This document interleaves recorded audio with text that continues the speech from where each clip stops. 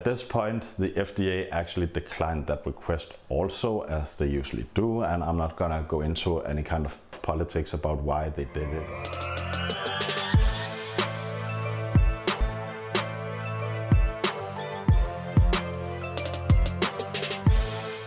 What is up, guys, and welcome back. So today we're gonna talk about some new events that is happening in the hair loss community, or at least in the medical community, and that is about the 5-alpha-reductase inhibitors, Propecia, also known as Finasteride. So for those of you who do not know, the company behind Propecia, known as Merck, back in 2009 already knew about 200 incidents of suicidal thoughts, suicide or depression with people already taking that drug. Because of this, they made an internal analysis and risk management, or risk assessment, whatever you would call it. So according to an internal risk management assessment from that year, documents made public following a Reuters request, in this report they concluded that all these reports or known situations where people had been taking that drug, and also there was some incidents with suicide and suicidal thoughts and so on, they actually concluded that these reports were non-significant to the risk management of their product. So to explain this in a little basic way, it means that they said that these reports didn't have any kind of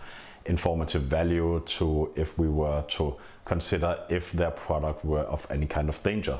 So if you fast forward a little further, back in 2011, only 2 years after the first risk management assessment, the FDA analysis disagreed about adding a warning related to suicide, but the regulatory ultimately agreed with Merck that the number of suicides was lower than one would expect in such a group of patients. Since that report came out, there has been over 700 reports of suicide, suicidal thoughts or depression with people already taking that drug. So we are gonna fast forward a little bit further, and this is back in 2021. This is only 1 year ago. So the post-Finasteride syndrome group actually at this point filed a complaint against the FDA back in September 2021.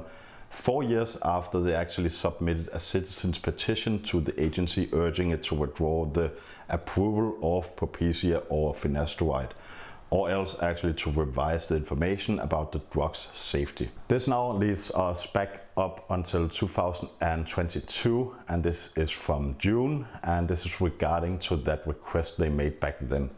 At this point, the FDA actually declined that request also, as they usually do, and I'm not gonna go into any kind of politics about why they did it or if there's any money involved or anything like that. The only thing I want to address is that now in 2022, the FDA actually has required that any patient who is about to take or is taking Finasteride or Propecia actually get informed about the suicidal risk or the depression risk or whatever it might contain. I haven't taken a look at what the requirements are for that information, but this is something very new to the medical industry, that they actually require a doctor to explain that this is actually happening out in the world, but we don't know anything about this so-called post-Finasteride syndrome. But even though that the FDA actually disregards this post-Finasteride syndrome group, there must be some kind of grounds to what they are saying, since that they always tend to push the FDA to add some kind of warning or a label, and now that they actually are going to inform the patient and have a talk with them before they are allowed to take this drug.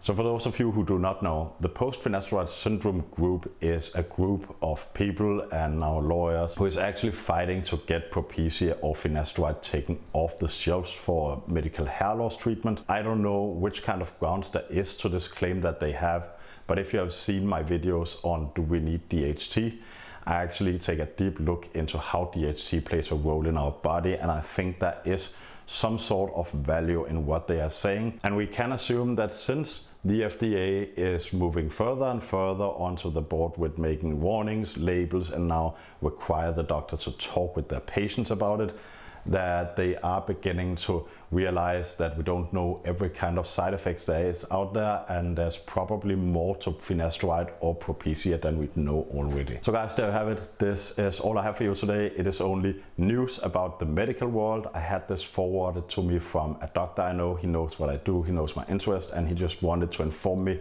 that this is actually going on in the medical world at this point.